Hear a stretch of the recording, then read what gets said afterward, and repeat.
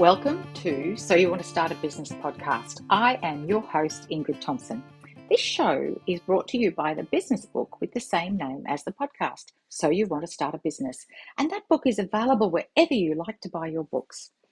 This book is the only advertising on the podcast, so no pesky interruptions. And pretty much every day, someone somewhere in the world buys a copy of the book. Thank you if you've bought a copy for yourself, a family member, or a friend or colleague. And to find your copy of So You Want to Start a Business book, head to your local independent bookseller or wherever you buy your books online. If you're a regular listener to the podcast, welcome back. And if you're new to this podcast, hello and welcome. I know there are so many podcasts out there to choose from, and I thank you so much for being here, for spending your precious time with me and these wonderful guests who bring you their business startup story. Business, and especially the financial side, has become overcomplicated. I aim to simplify it.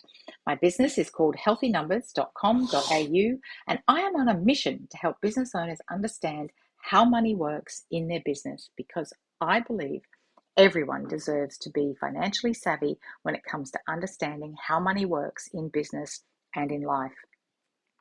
If you're keen to check out your level of financial savvy, head to healthynumbers.com.au/health check, and you'll find a simple yes/no set of questions to assess your financial savvy. So, who is our guest today? Today we are here with Cheryl Burgess. Cheryl and her husband started their first business more than 10 years ago, and they now run a number of integrated businesses that support the Pilates industry. This is a lively and extremely informative conversation.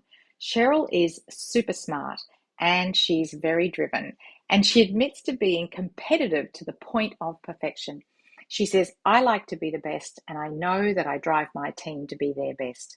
You'll hear this passion Cheryl has for their business during the conversation.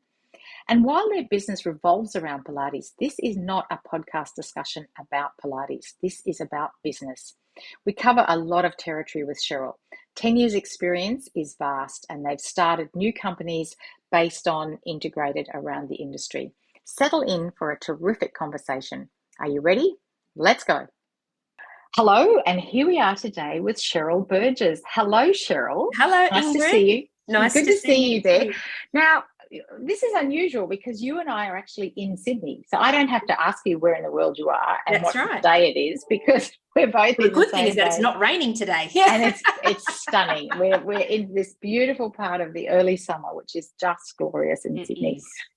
All right, Cheryl, let's learn more about you, your businesses, your business partners, and more. So, what business are you in? How do you describe your business?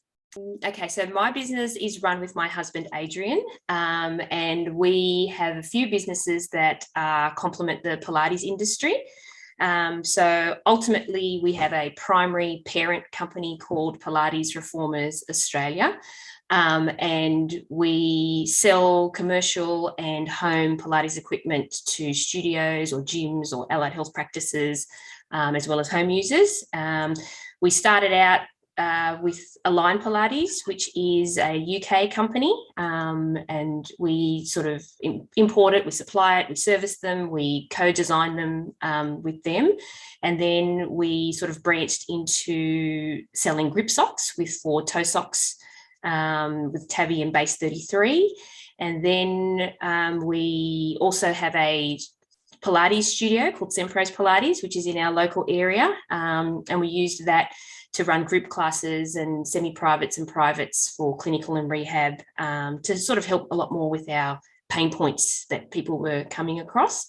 And finally, we've just started importing classical Pilates equipment. There's 2 different types of Pilates. So that's with Legacy, and they're a Turkish company that we're working with at the moment. Yeah. So, and I was thinking as I was preparing for this interview this morning, how you and I have known each other for a number of years, and like in the green room, we were trying to figure out how long that actually is, but it must be 5 or 6 years. Yeah. And, you know, it's been really interesting to watch the progression, because you didn't just go, okay, let's do all of this. It started and then it added and it added. And, you know, one of the things that I think I've always admired about you and Adrian is how you see some ideas, you're really involved in the industry and you explore the ideas, and some of them work and some of them don't. And I think we'll explore some more of that as we go through. Yep. So when did you start at the very beginning? When did you start the first business? So from the very beginning, we started in 2012. We started importing stamina Pilates products in 2012. And then 2014 was when we brought on Align Pilates.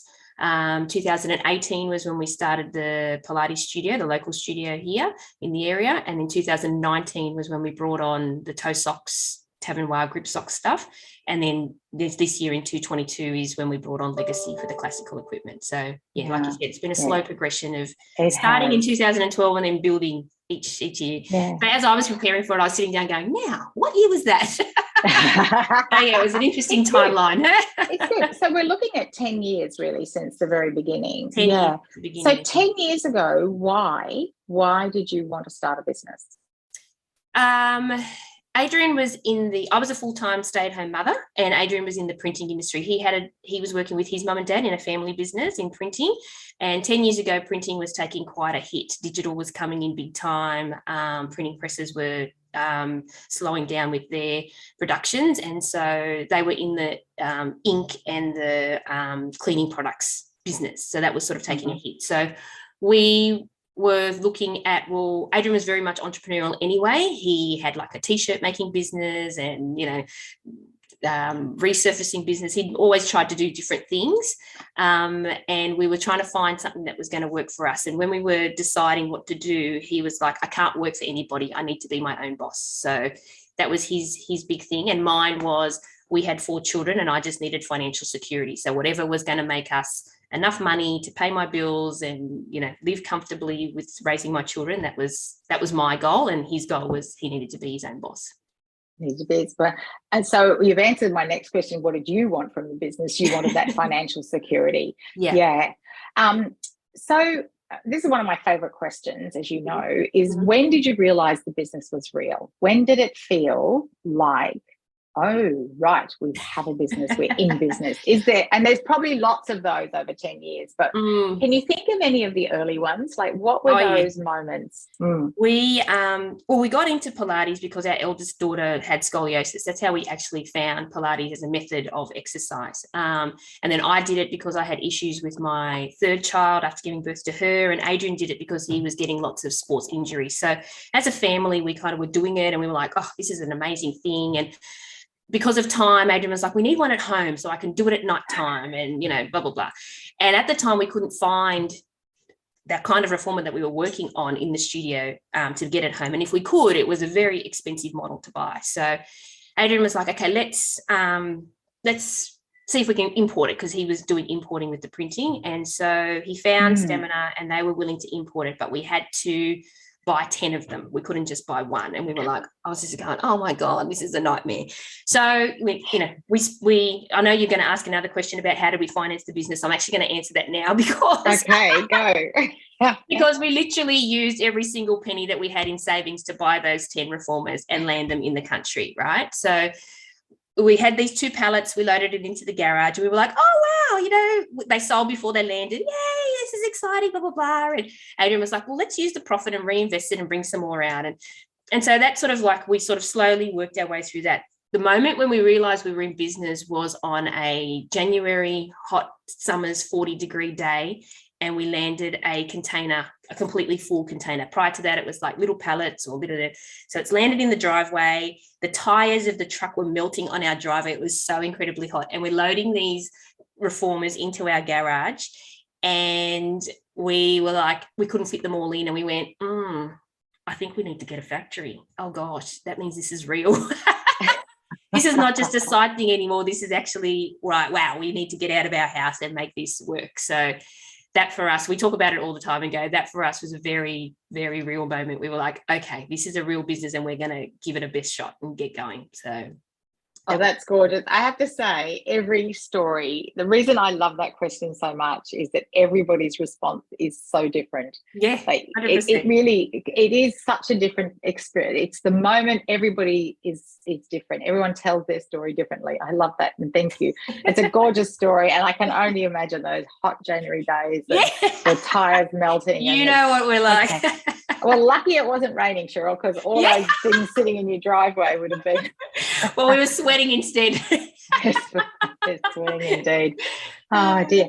So this is a really, so let's talk about customers, because you said you had sold the other 9 before they landed. So how did that happen? And then how did you find customers, and how do you find customers now? And I imagine that has really morphed over the 10 years. Oh, but incredibly. Where did those first 9 come from? And then where did the next 10 come from? And how did that grow? Well, 10 years ago, eBay was a big thing. So, and my husband was an eBay fanatic. He loved shopping on eBay for all sorts of things, TVs or drills or whatever. He shopped on eBay. So he was like, when we had to finance this, and he was like, okay, I'll just put them on eBay. Like, everybody looks on eBay. We'll do that. And that's how they sold. They literally just sold off eBay before they even landed. So that's sort of what we started with. We put them on eBay, and then I said, because I love to learn, so I listened to podcasts forever in a day. So I said, maybe we need to do a website and like put it on a website so eBay can direct them to the website. And he goes, yes, people do that on eBay. I'll do the website. So he put you could do ones on your own in those days still. I know you can still do it now. And we put together a website, and we were sort of directing people, because the fees on eBay were quite high. Yes. Particularly because sorry to interrupt. What are we talking about for those early reformers? What sort of price tag were they selling at? Oh, I don't really know. Maybe it's a while ago. I'd have to have a look at my statistics, but they were only, maybe $1,000 at the most, I would think. Yeah. So an eBay fee of 5 or 7% or something is a huge amount of that early money. Yeah, that's right. So we tried to direct them to the website so we could, avoid that expense pretty much. So that was kind of like where they started from. And then as we sort of did the home market, and we were getting traction there with the website. And then, having a 13-year-old daughter, she was like, why aren't you on social media? And we were like, what? Social media? So anyway, okay, our 13-year-old set up our social media for us. And so that sort of gained a bit of momentum. And that's when we decided that, our Melbourne distributor was like, oh, I've got this client who wants to, have Pilates in their home gym, home studio, because the wife wants to teach Pilates. And we were like, well, these aren't really commercial equipments. They're just like the home use. And he was like, well, can you get something commercial? And we were like, well, we can try. So that's sort of like how Align Pilates, Adrian found them, I think, on Amazon, and then contacted them directly and said, this is what we want to do. And they were like, okay, so, if you're interested, come and visit us and we'll have a meeting. So we did. We went all the way over there and visited Align, and they were like, okay, yep, drew up a contract and went ahead with them. So then to get commercial people, it was more a case of, build a bigger website, make it a bit more prominent, put money into marketing. And that's when we had like our allied health, physios, chiros, gyms, studio owners, sort of talking. And then what really catapulted us was we decided that we need to get into we need to know what these people are thinking and feeling. And so I went and studied to become a Pilates instructor. So we studied to become a Pilates instructor. I studied to be an educator. We aligned ourselves with, educational bodies in Pilates, with the PAA and the APMA, who are the governing bodies that look after the Pilates industry. We immersed ourselves in Pilates. We were like, what do these people need, and how are we going to supply them with that? So that was, for us, was our turning point, because once we did that, we knew what the pain points were, and we were able to help them to do that. And that's why we started the studio, because it was like, well, what as a studio owner is your pain point for equipment wise or whatever? And then over time, it's been giving them advice about how to run their studio and how many reformers can you fit in your space, and this is what the turnover is going to be. And so it becomes more than just selling equipment. You sort of become like a a mentor, I suppose, or a coach, or you help them to set up and get going and stuff like that. So yeah, because you're not just a sales rep who happens to sell this particular type of equipment. You're somebody who's deeply steeped in the industry. That's exactly right. Yeah. So when and since COVID, a lot of new players have come onto the market because they've seen the boom that's happened in Pilates and they want to become a part of that. And that's fine. There's plenty of market for everybody. But what we find is that they don't know Pilates like we know Pilates. And is that your tagline? It is.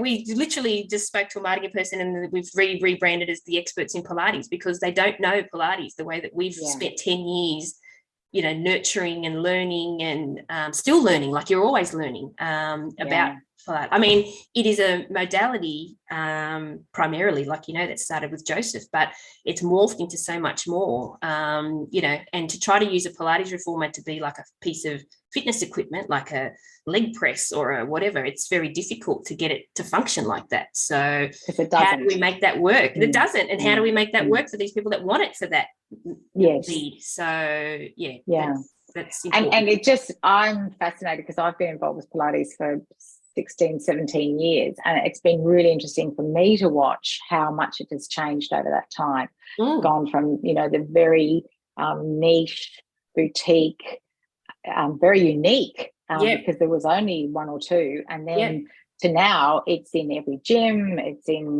as you said, and there's so many people with equipment at home, and it's really, and it's fabulous because it's such a good modality for people for 100%. All kinds of reasons. Definitely. All right, so financial viability, we know that you put in every single penny to buy that first lot. But how rigorous are you with the financial viability of this business? Because as you've said, there's a lot of new players coming in. Like you run a studio. In fact, you run 2 studios, don't you? Yeah, there's 2. Yeah. So, we know that we see some turnover in studios. We've heard that health and wellbeing fitness studios have had their ups and downs over the last couple of years. How do you maintain financial viability across all the businesses? Talk to us a little bit about that, please. Look, Adrian and I are very fortunate because Adrian comes from an accounting background and I'm actually come from a mathematical background. My major is in mathematics. So numbers are our thing. We love numbers. We crunch numbers all the time. When we have an opportunity, like when the line came on or legacy or, toe socks or whatever, we always crunch our numbers. It's like, how is this going to work? How many do we need to sell? How many clients need to come in the door? When we first started, and I know you're going to ask a question about picking our prices, but one thing that we were big on was to set our price, we needed to make sure that we had enough money to pay ourselves. So was there enough money? Talk about pricing as part of this then, let's talk about pricing. Yeah. Sorry, I know I'm preempting your questions only because I've listened to your podcast for so many years. Well, no, and you have the questions ready and you've been doing but the questions all overlap and into each other. But Cheryl, before we talk about pricing, I just want to explore this idea about numbers being your thing. And, so anybody listening now who goes, oh, well, that's it, I'm finished because I'm not a numbers person. What's been your experience of bringing team on board and having them involved in numbers as well? Because I know that's something that you've, not everybody is a numbers person. How do we help people that aren't numbers people understand that it's not that difficult? And I know that's easy for people who are numbers people to say that. But what is it that could encourage people who aren't necessarily numbers people to really get into their numbers and crunch them? And interestingly enough, when I spoke to you not too long ago, there were two people that we've helped set up studios for, and one of the things that we spoke to them about was their numbers. And neither of them, they're great Pilates instructors, but know nothing about mathematics. And my advice to them was get a good accountant that can crunch the numbers for you. And then they will report back to you how you're going, what's happening, and have that good rapport with somebody that does crunch numbers for you. So it's something that you need to invest in. So if you can't do it yourself, invest in it because it's one of the most important things that you will ever do to make sure that your business stays financially viable. Yeah, and I would just add to that I have seen people who think they're not actually really understand it. You know, when I work with someone who comes that says, I'm not particularly good at numbers, and once we start to look at what it actually means, like you say, have a good bookkeeper, have a good accountant to actually do all of that nitty-gritty stuff, but understanding the concepts is really what we're talking about. And I would have thought anybody who could understand those equipments with all of those colored springs and the amounts of numbers that go into all of the body parts and how many bones and muscles we have, I think Pilates people are really are numbers people. So it's a different kind of numbers, though. Do you know what I mean? Like it's knowing what is your break even point. Like how many clients do I need to come in the door before I'm, you know, breaking even and I'm not running at a loss? It's how many reformers do I need to sell to break even? How much do I need to pay my staff so that, you know, how much do I need to pay myself? You know, I remember doing this, how I met you, doing your course, which was, you know, so you want to start a Pilates studio, and you had this brilliant spreadsheet which just said, locked in all of the bits and pieces, all of your expenses, blah, blah, blah. Okay, so this is how much you need to now bring in order to know how much to charge the people. So you're breaking even, and then here's your break even point, and I love how many cupcakes does it take to pay the rent? You know, like it's always that idea of how many clients do you need to pay the basics, and then over and above that, how much do you want to pay yourself, and then what about profit so you can buy more equipment, you can have more training, you can do other things, hire additional team. Excel spreadsheets, love them to death. They are mine. And that one, thank you for reminding me about that. And in fact, if anybody wants a copy of that spreadsheet, just contact me and we'll get you a copy, because it was a pretty basic one, but it just lays out the numbers, doesn't it? Yeah. And I mean, you know, we use spreadsheets because we've got to import and you've got to do, you know, currency exchange and freight and all that stuff. Everything is on a spreadsheet. So spreadsheets are our bread and butter. So yeah.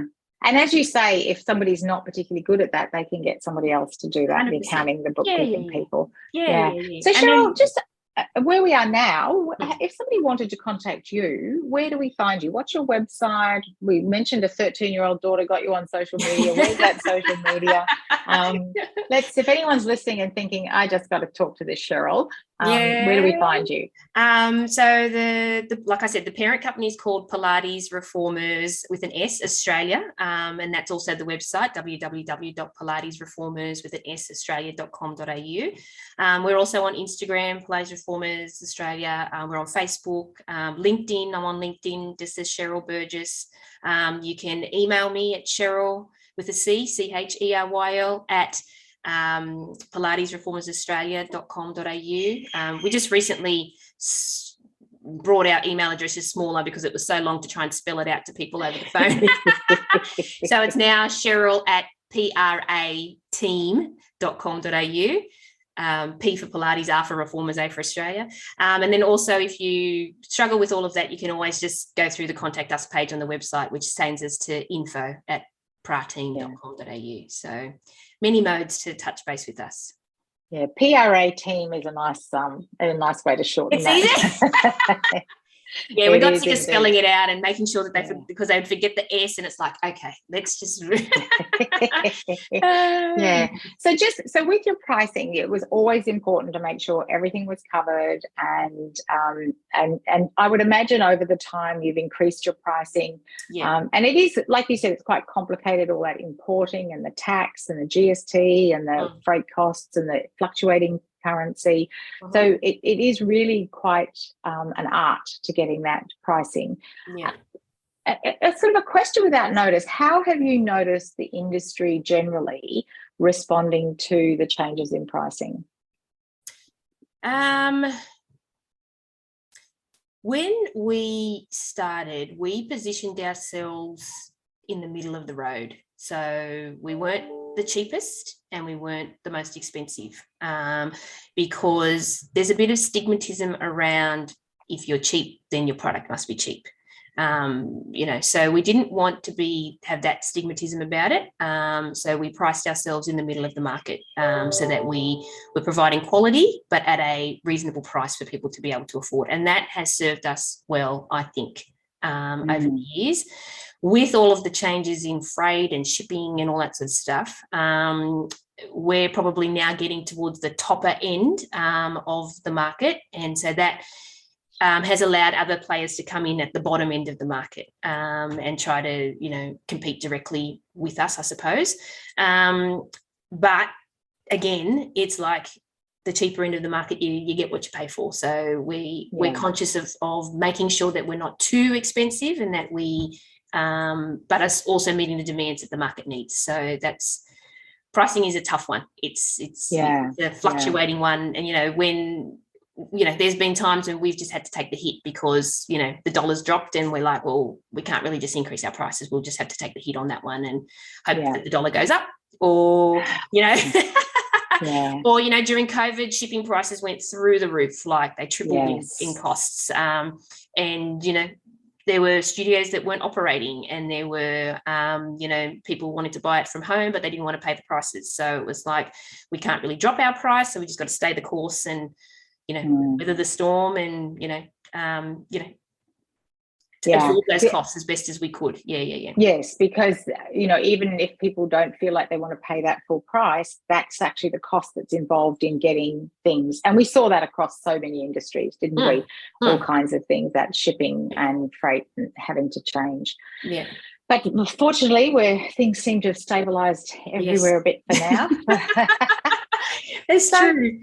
It is. So exit strategy. What are you thinking about an exit strategy or succession? Because it was interesting that, like, your husband Adrian was in a family business, and you mentioned earlier you have 4 children, so this is a family business to some degree. But what happens to it down the road? Well, interestingly, I was just speaking to a very wise woman not so long ago who recommended a book to us. We've both just tipped past 50, so retirement and what are we going to do to retire is sort of coming into our minds. I mean, it may be 15 or 20 years down the track or even 10 years down the track, but it's still something that we need to plan for. So an exit strategy is something that we've started to contemplate in terms of, because not only do our kids work in the business, we have other family members that work in the business as well.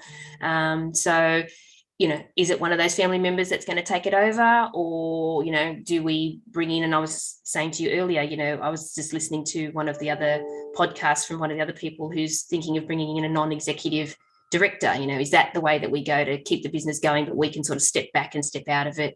So yes, an exit strategy is something that we're contemplating, and we know that it's going to take a couple of years to get us ready to exit. So but then in the next breath I have that conversation with Adrian and he goes, what will I do if I'm not working in the business? So he's conscious that for him it's like a child, so he doesn't want to let his child go. He's very protective over his children, so indeed. So maybe it might be just more of a case of paring back a little bit, but still be involved, or we're not quite sure, but it is something that we are seriously working on and contemplating.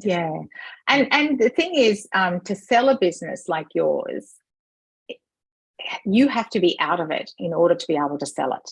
Correct. Because if you don't want to have to sell yourself with the business. Correct. So, what are all the things that you do? And this is for everybody listening, because I know some people start a business with the idea of, with it being taken over by somebody. But the truth is that the team that are working in the business needs to be sustainable without you. Correct. And, that gets tested by going on holidays, that gets tested by having extended leave, that gets tested by different ways and putting different people into the position. And as you said, you do have family members, and I know you have non-family members working as well. Yep. So it's gradually how to more, and I know you're very good at systems and processes, how does more of that get put together so that you are disposable?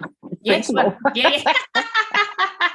in the nicest possible way. And also then, the other side is, what does Adrian do with himself when he's, there'll be a new business. There probably will be. I think there will. There'll be something else. Very much so. Cheryl, if you could take a magic wand, and I actually think you probably do believe in magic, and go back to the beginning, is there something you wish you'd done differently? Yeah, we would have gone into the commercial market sooner than we did. So Faster. we did the home market for the first 2 years of the business. And then, we went into the commercial with a line after that.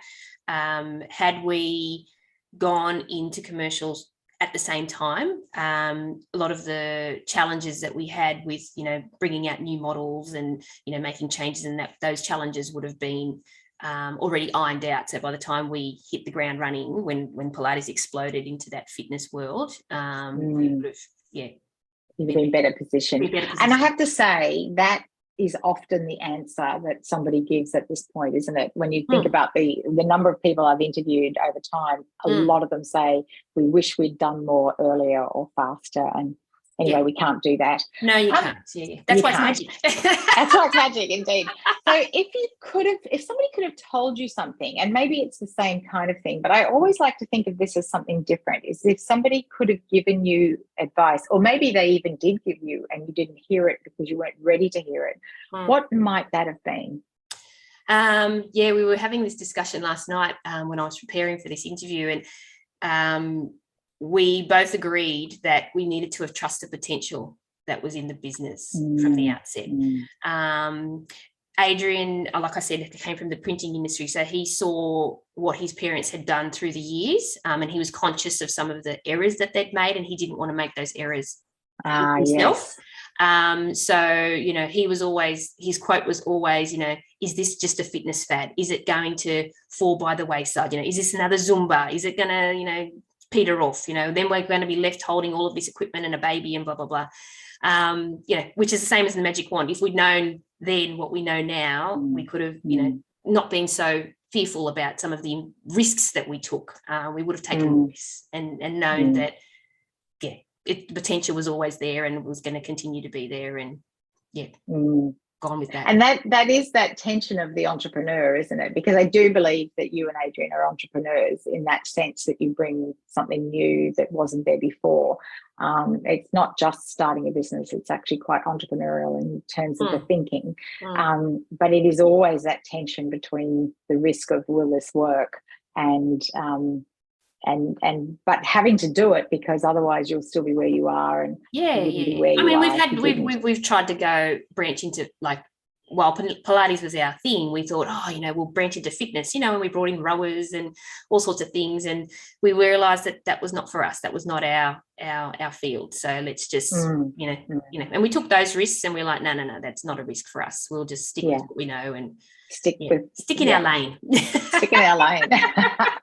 And that is, when we talk about that niching and just being in a lane, because now you can 10 years later proudly say, we've done all aspects of this business. We know this business like nobody else in Australia. So that's the benefit of sticking in your lane, isn't it? That's right. Yeah, very true. You've alluded to some of these things. It's tough being in business. I mean, I use the word tough because I think it is tough. I have tough days, and I've spoken to lots of people who have tough days, and I'm dial a friend when people need some help. But I've dialed you many times, Ingrid. Thank you. What is it that makes it tough? And apart from calling me or calling somebody else, how do you get through the tough times? Because it's not just a phone call that fixes toughness. Like, it's been a tough few years, but aside from the couple of years we've just had, you talked about the increasing prices, the fluctuating dollars. But what makes it tough in business? What makes it tough for us is that it's relentless. Like, it's very difficult to switch off from the business. Our kids brought in a rule early on that we were not allowed to talk business when we were at the dinner table, because it was just all consuming for us. It still is all consuming for us. You're always thinking about the business, you're working in it, you're working on it, you're managing staff, you're assessing new players that are coming into the market, you're looking at what you're doing, how can we change it, what's the new thing that we should be doing. It's endless, always endless. So yes, that makes it very difficult to switch off. But you do have rewarding things in business, and that's what keeps you going, because I remember when we sold all those, 10 reformers that came on the 2 pallets, we were dancing around the kitchen going, oh my God, we got our money back. But even now, we'll work and we'll bring out a new product, and the sales team will get off the phone and go, we sold one, we've got one of the new ones, and we all go, we're it's exciting to get that first sale is exciting. It's that high that makes you go, okay, we're on the right track, we'll stick with this. The Pilates studio just recently won the local business awards. The studio's been running, and that was a huge, a complete shock. Huge. I'm still in Congratulations. shock about it, but it was a great reward for all of the hard work that team of instructors and my admin staff and ourselves put in to get that studio to run as well as it does. So you do get the rewards, and that's what keeps you going, even though there's days when you are in the fetal position going, what are we doing? So 10 years later, that still happens? God, yeah. There's still sleepless nights when, a container's delayed and that people are going to be screaming at you tomorrow morning. And it's like, well, how do we deal with this now? And there's all sorts of things that, still make it tough. And we'll continue. And I'm sure it will continue to be tough. So, but, you take the wins when they come, and you celebrate them as much as you possibly can, because that's what keeps you going. That's a great. I love that. I love that, everybody dancing around the office. I'm not sure if I read this or I heard this or somebody told me, but they had a bell and they ring the bell when they get a sale. It was that idea of once. It was in a movie. That's where it's from. Yeah, I just love that idea of ringing the bell. It's like that ka-ching that used to come on the phone when there was an online sale. That's right, exactly. So you've talked about team and family and sales team and the team at the Pilates studio. Yep. Who's of greatest assistance? You can't answer that question. That's like, who's your favorite? But like, where did you start? Like, who was first? I feel like this is an important question. Like, how did you know the first people to hire? Why did you hire those people, like, for that role? Talk a little bit about getting the team on board. Okay, well, initially everything was, like I said, it was just Adrian and I. We unloaded the containers, we did the websites, the kids got on board. They're still there, they're still involved. Probably our first hire was a warehouse assistant, just a university student, to help dispatch the orders and do the deliveries and stuff like that. That was our first, and we still hire. Uni students are great because they need the money. They're flexible on their days around their timetables, and they work well. Then we brought on an admin, sort of like a personal assistant, really, to help with all of the putting up the orders, and because that just became too much for us to do. And interestingly, when we started the studio, I had a lady. So prior to Pilates, we owned a tutoring business because I was a high school maths teacher. And when we started that business, I hired a lady, Melissa, to run the office there. And she was brilliant. She was very enthusiastic, and I trained her the way that I like to work. So Melissa has been with me for, probably 13, 14 years now. So she started with the studio, the tutoring company. And then when we sold that, I asked her to come on board and work with me here. And so she knows how we think and what we want and the level of perfectionism that I demand. And she delivers that without, so I don't even have to worry about it. I go, Melissa, do this. And she goes, yep, this is how I'm going to do it. So she is, very critical in what we do as well. And then, over time it's been, like my sister, she runs the toe socks division because we tried to do it ourselves and went, nah, this is not for us. And she was, transitioning to having little babies and needed a different work lifestyle. So she came on board to do that. My dad and my mother-in-law, they pack all the orders because, each of their partners passed away over the years. And so they come in, so they get the social aspect and they, feel that they're involved. We've got, we outsource a lot of stuff, marketing, HR, stuff. But I suppose our other number one person that we have is our accountant. He's very good with telling us, these are the new tax rules that are coming in. These are the new things that are happening. You can buy equipment to $100,000. We'll depreciate that, blah, blah, blah. And he's very good at, keeping us looking at the business structure. We had to restructure at one stage, just to make sure that a solicitor, make sure you've got a good solicitor. Because you need to have, or particularly if you're doing those complex transactions that you're doing with overseas countries, overseas companies, transactions in other currencies, and laws that apply in those countries that may or may not apply here, that sort of thing. So especially with patent breaks and stuff like that for equipment, that's really important. Have a good solicitor on board. But we gradually brought them on board. Our accountant was always there from the beginning. He was always there, and like I said, Melissa was always there from the beginning, and the family was always there from the beginning. But as we've gone, we've hired extra staff to come on board and external people, and we outsource where we can outsource, and but everybody contributes. Sounds like a pretty big team there. It is. Now, feedback. We all know that it's nice to get good feedback. It's nice to get helpful sometimes to get not good feedback. Where do you get your most useful feedback? How does the feedback loop work within the company? Talk about that. Feedback is great. You have to get feedback. Positive feedback is difficult to come by, and we treat it like gold whenever it comes in. And it might just be a Google review that someone's given us, or it might be they email us directly. So the positive feedback, we really soak it up and share it with everybody. The whole team, the whole company gets the feedback that's positive.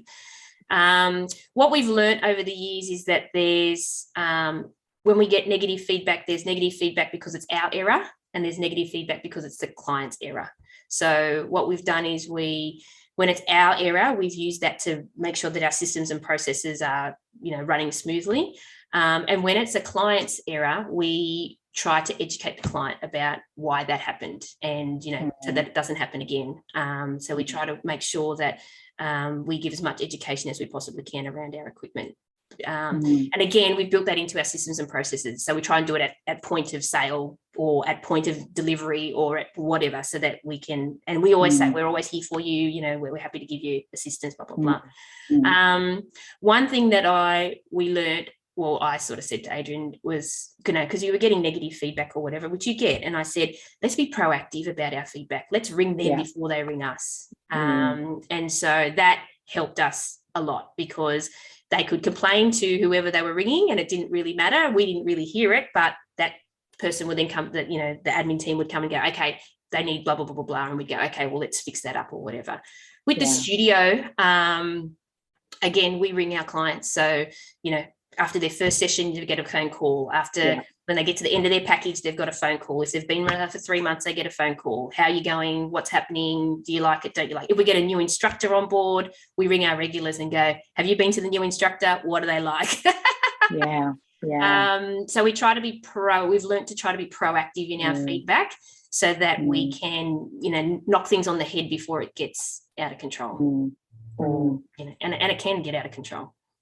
Well, and those things can very quickly unravel if it's not. I love that idea of being proactive in lots of ways, like just building it into the system that says 2 days afterwards, after the first session, at the and if we build that into every part of the business, then, like you say, they get the chance to get it off their chest, or to tell someone and get it fixed without having to jump onto a Google review, or without having to tell 10 people or whatever it is, people put it onto their social media or something like that now. Yes, that's exactly right. Makes a huge difference.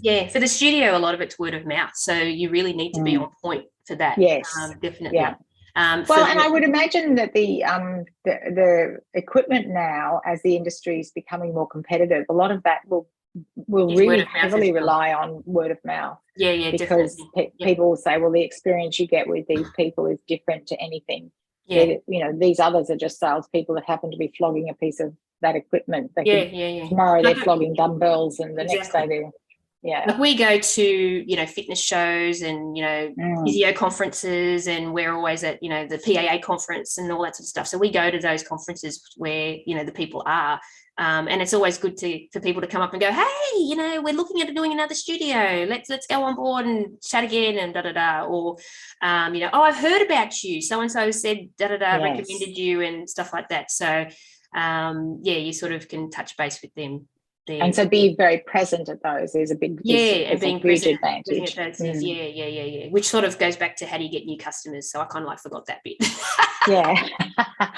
So you're in the trade shows, you're at the events, you're staying. Well, you did say about staying relevant to the different industry bodies and things. Yeah, that's right. Cheryl, personal question about you. Yeah. Your 3 characteristics. Now, I know the listeners have been listening now for a little while, and they've probably got an idea of your 3 key characteristics. Yeah. What do you think they are? Look, I'm competitive. Oh, really? Yeah. I would like to be the best, and I drive our team very hard to be the best.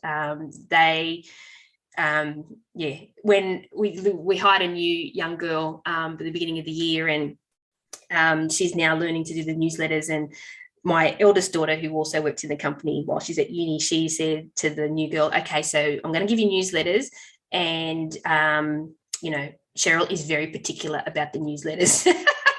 So don't get upset if she sends it back 3 or 4 times, because she's very particular about how it is and how it's going to present.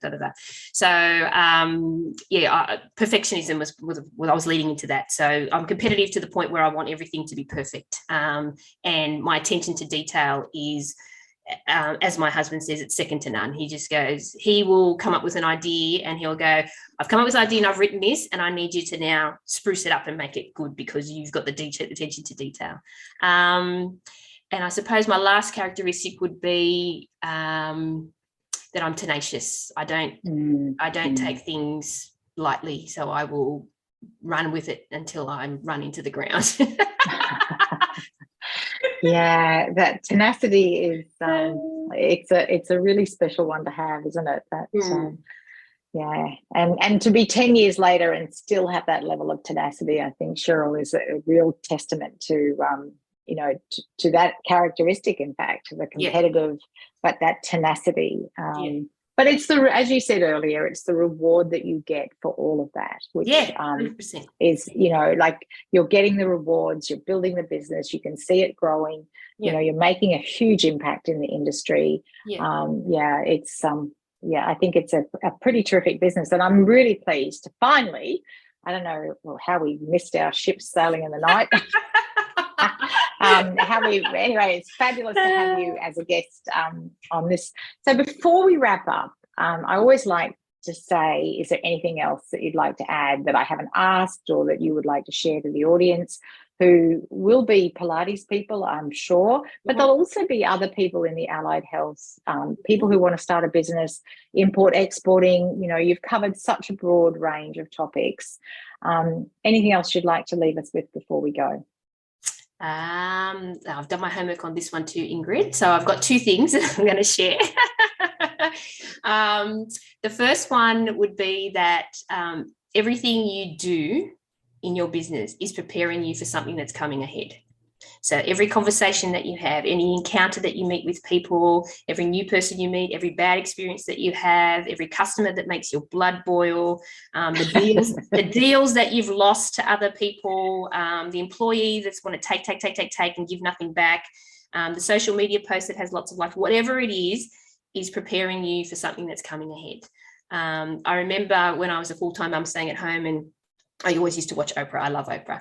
And she was interviewing the author that wrote the Celestine Prophecy, and they were talking about coincidences and luck and whatever. And she said that luck is when preparation meets opportunity. And then I think some people have kind of switched that around lately, saying that, success is when opportunity meets preparation. But the key in all of that is that preparation is the thing. So it's not so much that you do all of your preparations, but everything that you're doing is preparing you for something that's going to come ahead. So don't miss an opportunity, or don't think, let it go out of your head or whatever, but it's training you for something, and you don't know what that is at the particular point in time, but it's not until further on down the track that you take that on board. So that would be my first thing. And I love that. And one of the things I particularly love is I love that idea of we do not know what it's preparing us for. We just have to trust that that there is something ahead of us, that this is the reason we've gone through this. That's exactly right. Yeah. I mean, meeting you is a classic example.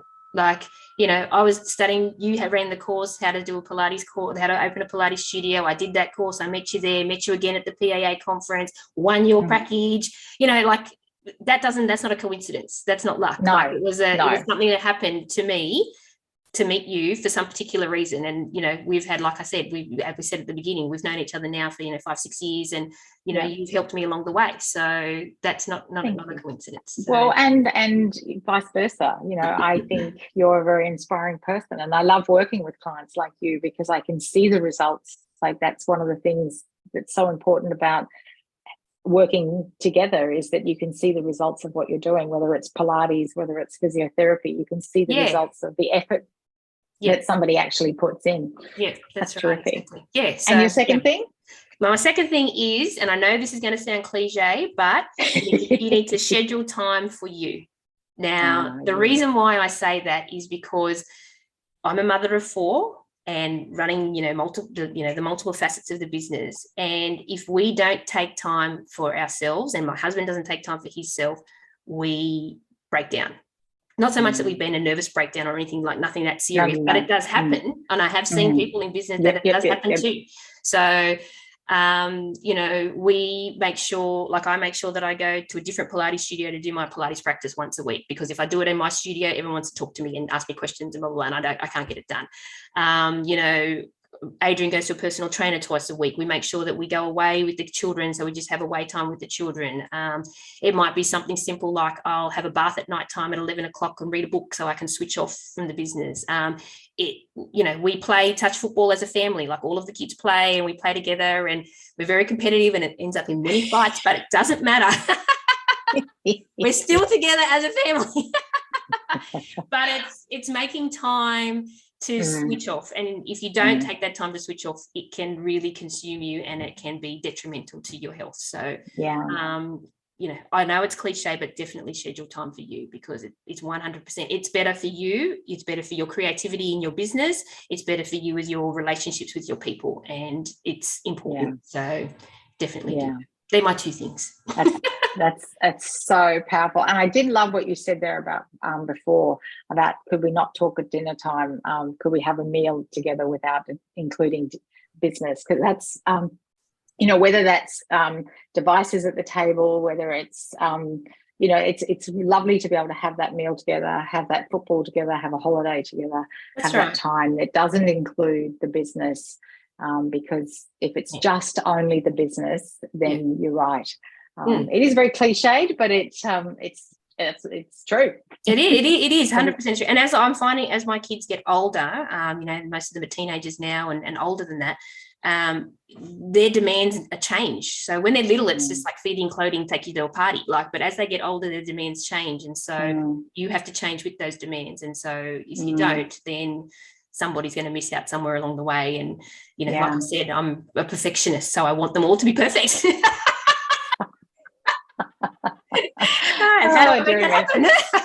Well, but you know what? So I was a teenager in the 70s, and my mother went to part-time work. She had worked full-time the whole time we were in primary school. And when my sister and I were in high school, so we were teenagers at late 70s and into the 80s, she said exactly what you've just said as teenagers. So things haven't changed. It's just different. Like that's 40 years ago, that was... We were teenagers then, and she said she knew our needs were different, and she just needed to be around more for whatever that was. And so it that hasn't changed. No, not at all. But schedule that time into your calendar. It's 100%. Schedule that time. It's 100% necessary indeed. Cheryl, thank you for your time. Thank you for your energy. Thank you, Ingrid. All the links will be in the show notes. We'll promote this podcast, and it's just been an absolute delight. Thank you so much. It's been wonderful. Thank you so much for having me. It's been such a pleasure. I'm very excited. Cheryl is truly one of the most enthusiastic and excited guests I think we've ever had on the show. You can just hear it all right there, can't you? And for the whole conversation. I love what she says there at the end about scheduling time for yourself. It sure is so important. Thank you so much for listening to another terrific business startup story. What are your standout moments? I think for me is I really loved Cheryl's moment that she knew the business was real. I can just imagine that hot day in January in a full Sydney summer and the full garage and all the equipment out on the street and the driveway. And then what that was quite a moment for it, wasn't it? It's like, okay, so this is a business, we need somewhere else. Everything you do is preparing you for something that's coming ahead. And she lists a whole lot of everythings that I am quite sure she has lived through in their business, the good and the not so good. So as she says, everything you do is preparing you for something else that's coming ahead. For everyone listening, it's important that you believe that whatever you're dreaming about can become real. As Cheryl says, luck is when preparation meets opportunity. And I know she's taken that from the author of the Celestine Prophecy, that other people have said that. That's it for another episode from me. Make it easy to always know about the latest episodes by subscribing to the podcast if you've not already done so. If you're loving the show, please do leave us a review on iTunes. You know that's what helps to share it with other people. When we pursue business and entrepreneurship based on core values and the deepest integrity, and at the same time build a financially successful business, we live richer, fuller lives. As I always like to ask you, what action are you inspired to take today? Till the next time, thanks for listening.